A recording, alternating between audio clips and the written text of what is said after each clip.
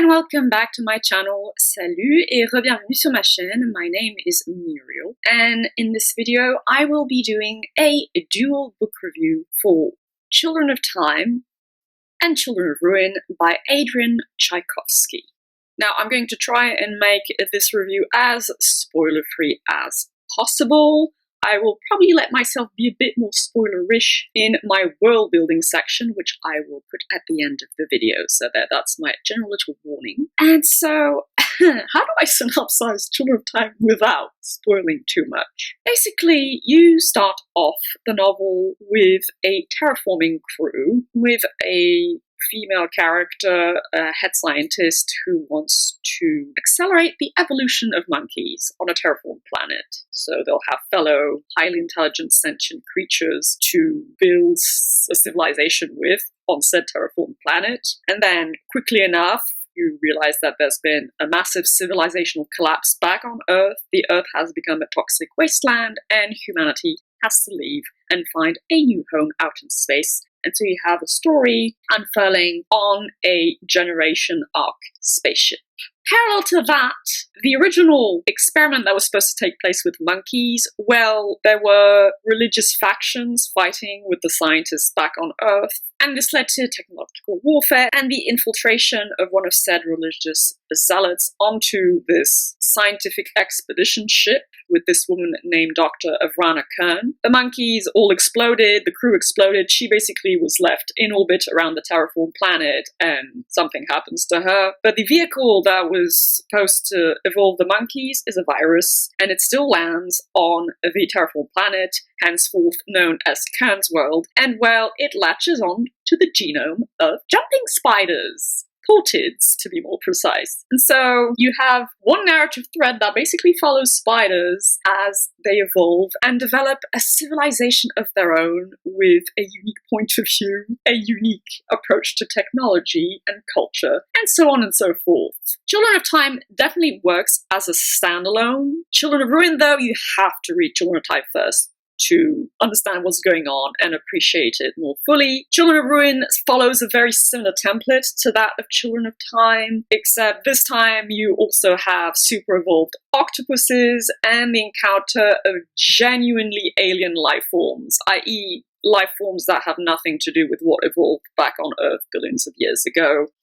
And I won't say more than that. Both of these novels are definitely in the category of hard or harder science fiction with a focus on zoology, so zoological hard science fiction with a strong emphasis on exploring speculative evolution. There's also a bit of a space opera vibe going on with, well, whole civilizations at stake and space conflict, though I would say there's a bit of a twist on the classic template of the space opera because in my albeit limited experience, I find that space operas tend to have a relatively more pessimistic view of humanity and its future, whereas here I thought it had a more hopeful and optimistic tone overall. I enjoyed the writing. Personally, I thought it read fairly quickly, though I do realize some people might find it a bit slower paced at times, especially when the civilization of the spiders or the octopuses or the native alien life forms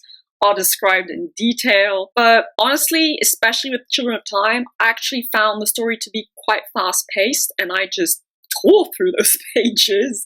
I couldn't wait to see what would happen next. I was kept on the edge of my seat, so I read it very quickly. I don't think Adrian Tchaikovsky has a particularly elegant or poetic writing style, though at times it does get a bit poetic, especially when he presents you with the point of view of a spider or an octopus exploring and experiencing the world in their own unique ways. But most of the time it's very science-heavy technical writing. I imagine some people would perhaps find it a bit dry at times. I didn't mind too much because I was lapping up that science, especially that evolutionary biology. So yeah, that's going to depend on your personal preferences, obviously. There are multiple points of view in each novel, human points of view and non-human points of view, which are definitely very interesting, or they were very interesting to me. Points of view of spider characters, points of view of octopus characters, and points of view of alien characters.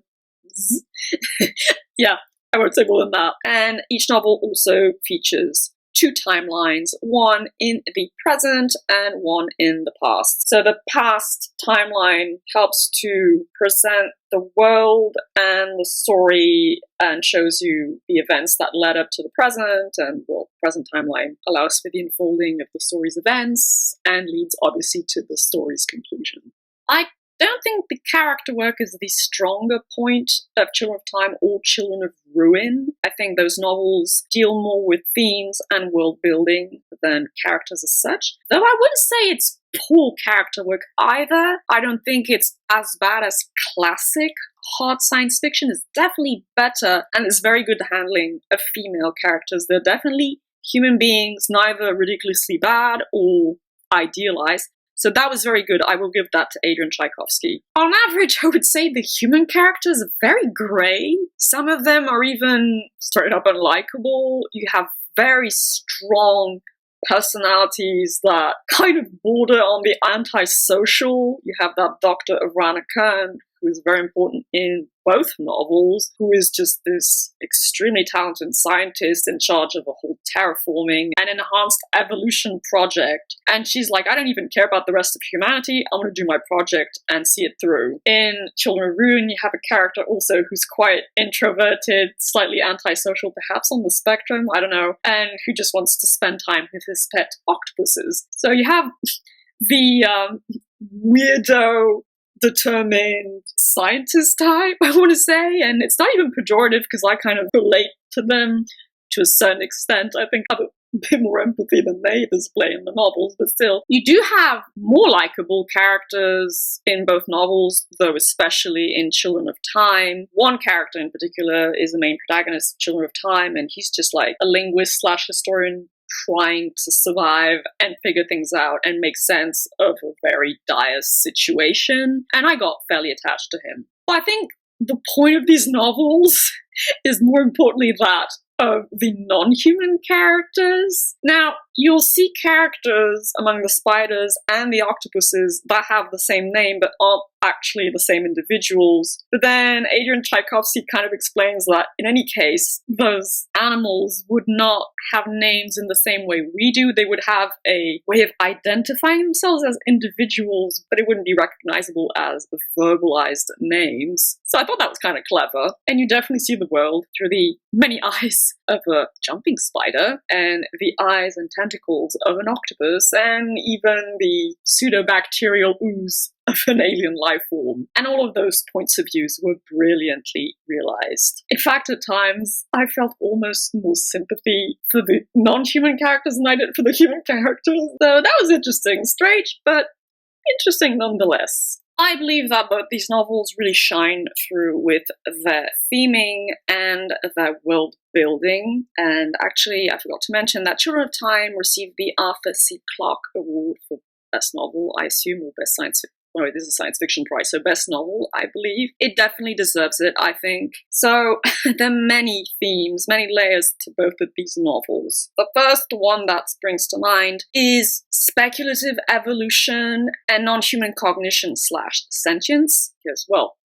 obviously you have jumping spider civilizations and octopus civilizations, and you see the world through their minds, or what a human being, Adrian Tchaikovsky, imagines what it could be like to see the world through their minds, if you can follow me there. So yeah, just exploring the possibilities of very different types of animal organisms reaching a level of civilizational development that humans currently have. But what's interesting is he took more difficult cases. I mean, he took, first of all, invertebrates, so a completely different branch of the animal kingdom. He took spiders, arthropods, and then octopuses, mollusks. But what's interesting is he makes them very different from one another as well. It's remarked upon in Children of Ruin that the spiders have just as much of a hard time understanding the octopuses as the humans do. I mean, spiders are terrestrial, they have 8 legs. Octopuses are aquatic, they're just basically a big head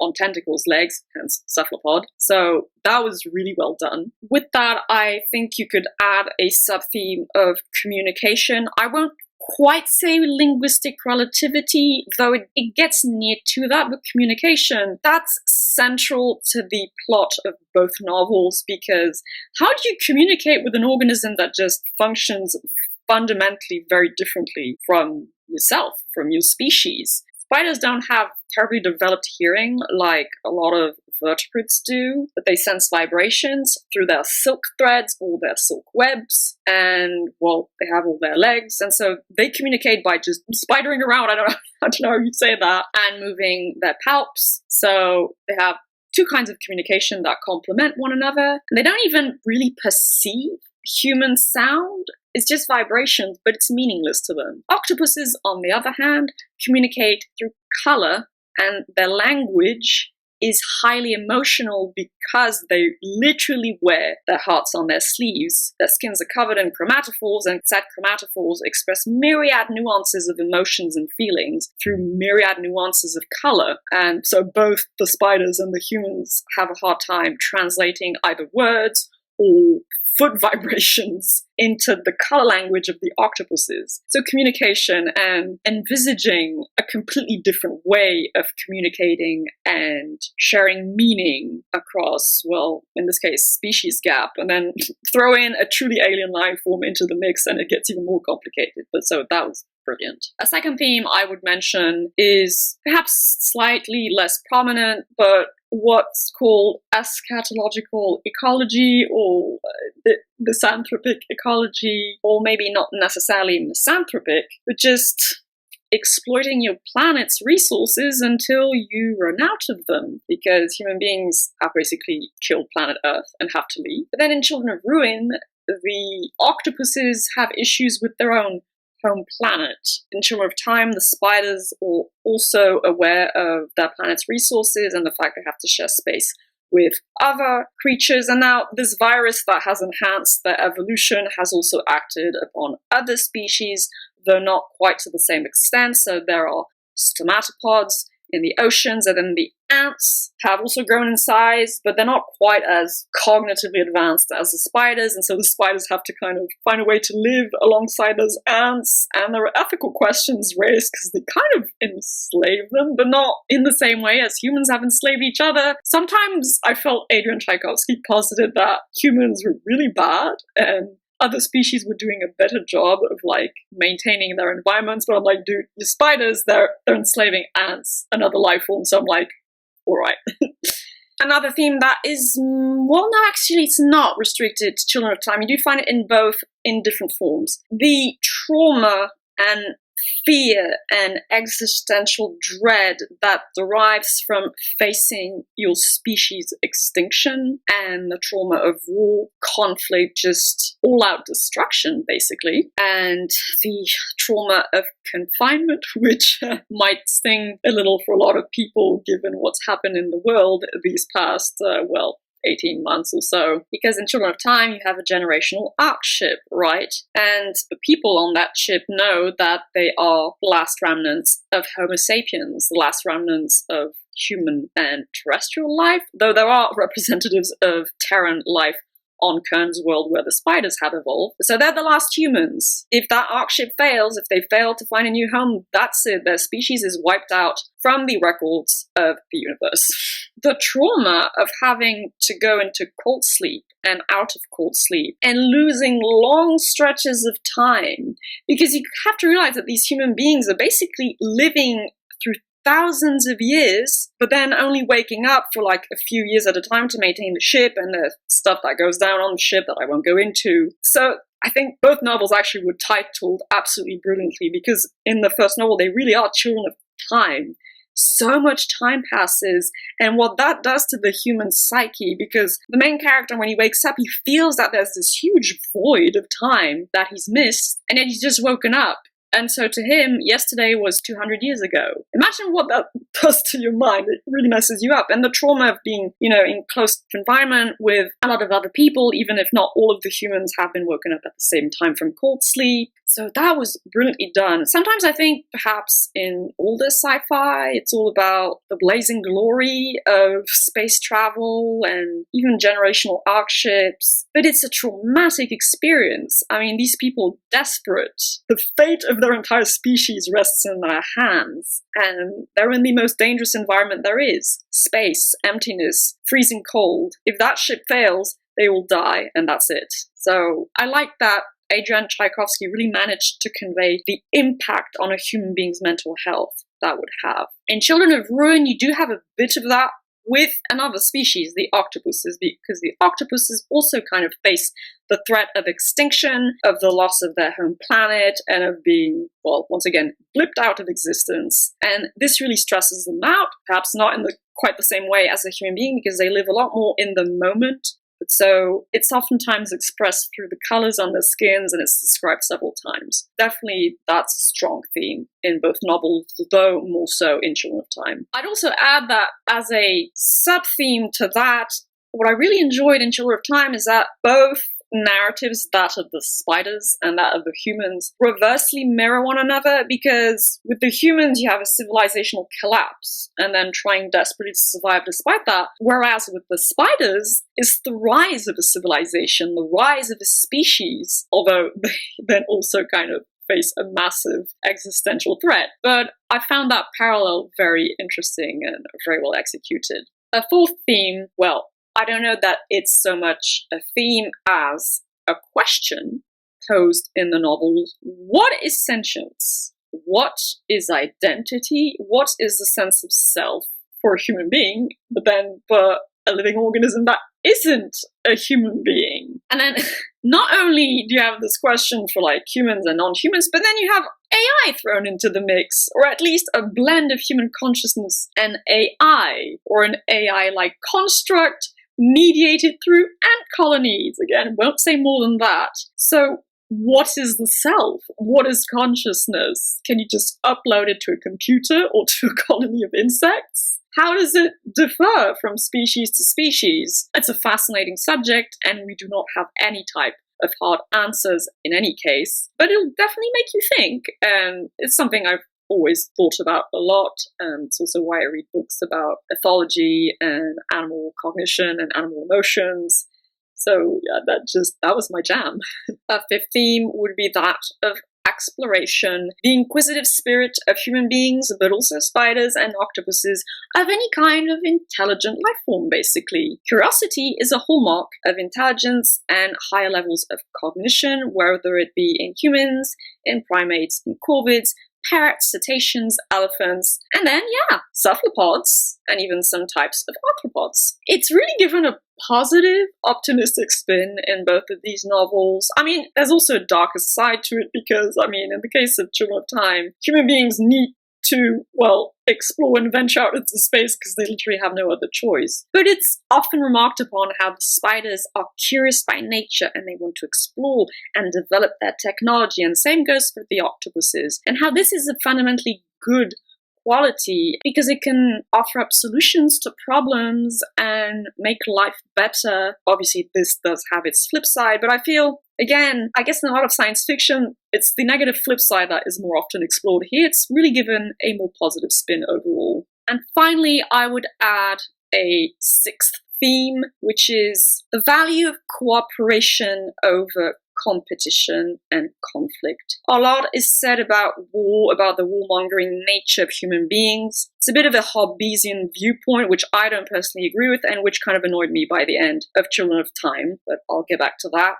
That it is better to cooperate as a species. And in fact, one of the characteristics of this virus that enhanced the evolution of the jumping spiders and the octopuses is that it reinforces social ties, social bonds, communication and cooperation, and having a sense of belonging to a community of your fellow individuals. I think it's a great message, don't get me wrong, but then, like I said, there's a bit of a Hobbesian view of humanity going on in those books. And human beings are, from the get-go, a social species, like primates, like corvids, like cetaceans, like elephants. Jumping spiders, I guess they do have some form of sociality because they mate, and I do know some species have very elaborate mating displays, but they're not really a social species originally at least. So, I mean, fine, it's enhanced by the virus, and it is explained that, for example, they have no parental ties to their offspring. That's just not in their DNA. But then Adrian Tchaikovsky kind of presents them as being more empathetic and more cooperative than human beings. I'm like, you're stretching this a wee bit there, mate. With the octopuses, I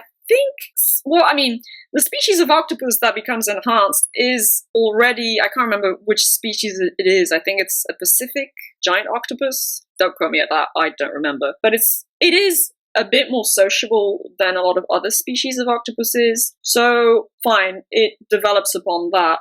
But with the portids, the jumping spiders, I was like, alright, but it wouldn't really go beyond what humans already have by natural selection. I don't know. It was a good idea.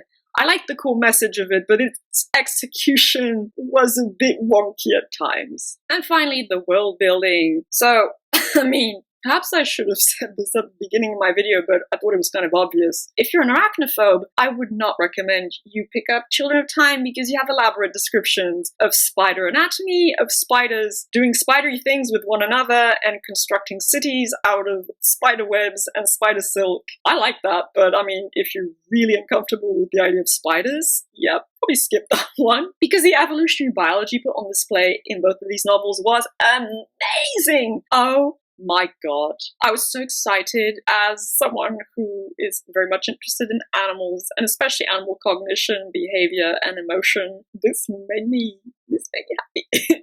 It was really, really good. Like, props to Mr. Tchaikovsky because it was amazing. The way the spiders are described, the way they evolve, the way their culture develops, the way their civilization and technology develops is very believable overall. I mean, it's not flawless, but overall it's very believable. Like I said, they don't have parental bonds, for example, because in that species there's just no point to that. The way their social structure functions, it's kind of anarchist, and they establish emotional bonds to what they call peer groups, which are between groups of female spiders that have common interests. This is an interesting little point about spider society. So it is true that among, I don't know if it's all, but a lot of spider species, females are much bigger than males, and oftentimes they eat the males after mating. So this translates into a matriarchal spider society, and there's even a bit of commentary about sex-based oppression. I didn't put it in the themes because I don't really think it rises quite to the level of a theme. But there's this whole thing going on about male spiders asking for more rights and to be valued a lot more in society because their cognitive abilities are just as developed as the females. And you have a recurring male spider character who, well, brings a lot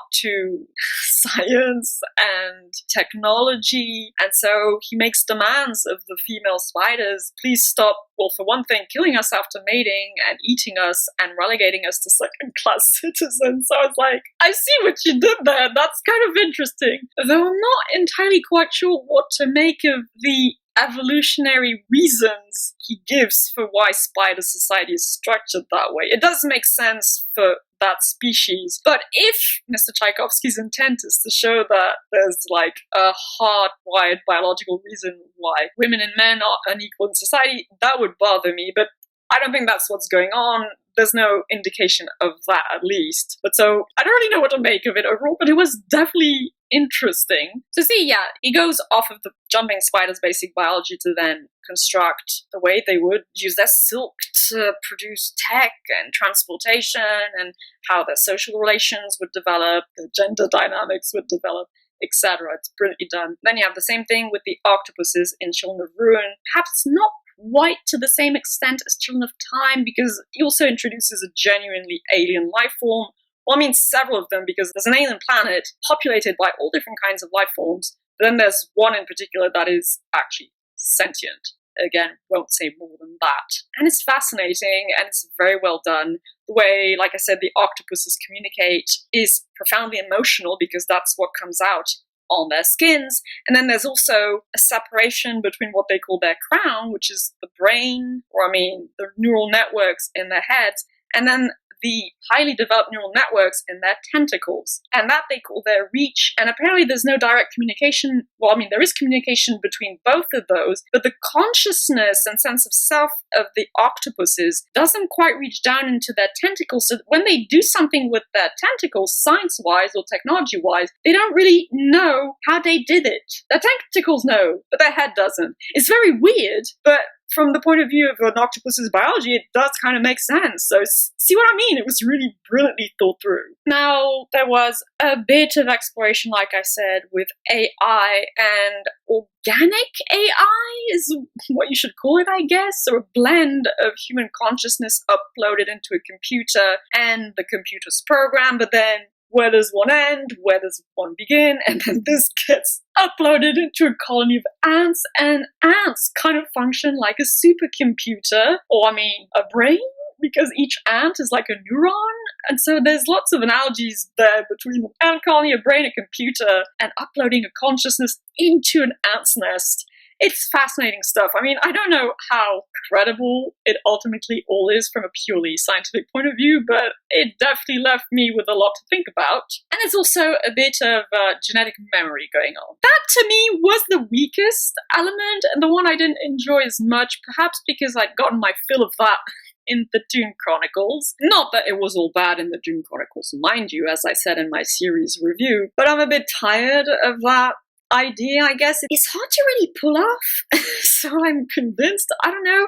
So this whole virus thing, not only does it enhance the evolution of the organism it binds to, it also enhances their sociability and their impulse towards cooperation over competition. Then in the case of the spiders, it encodes their knowledge and their memories on the DNA level. So every time a spider learns something new, say in astronomy or not quite electronics, but biotech, what have you, they can then download it to their gametes and then read it into the next generation. And I'm like, yeah, okay, but why? How? They call these things understandings. But I don't know, this whole thing of genetic memory it just feels a bit wonky to me. To me, that was less well realized than the rest, definitely. If I were to summarize this, the evolutionary biology, the speculative evolution, speculative zoology, anthropology, arachnology, or cephalopology, I don't know, was